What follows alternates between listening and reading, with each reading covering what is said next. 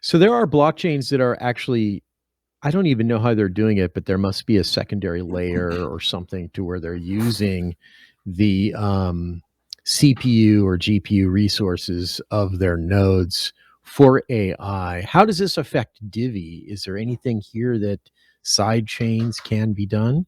Yeah, I don't think. I mean, I'm looking out there. There's Aether as an example out there that you buy their box and it's Aether is providing decentralized storage. There's other ones like that where you can use your computer for decentralized storage. Once you have decentralized storage and decentralized compute, you can certainly do some form of decentralized AI. There's been a couple of so BitTensor is supposed to be decentralized AI. I see a shit ton of hype on BitTensor. For me, it just uh, that's not the way I think about decentralized AI. BitTensor is a fork. Well, it's not a fork of Polkadot, but it is. It's graphene, and so is Polkadot, right? So like, it's not a fork of Polkadot. They both came from the same source.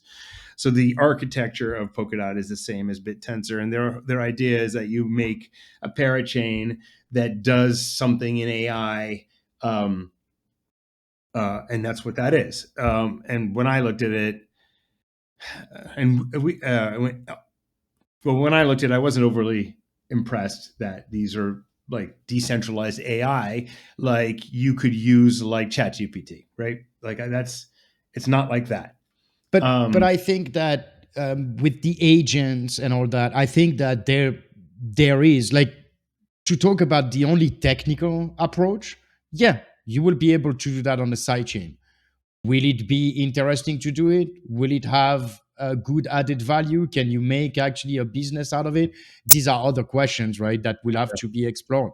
And I think BitTensor is very interesting.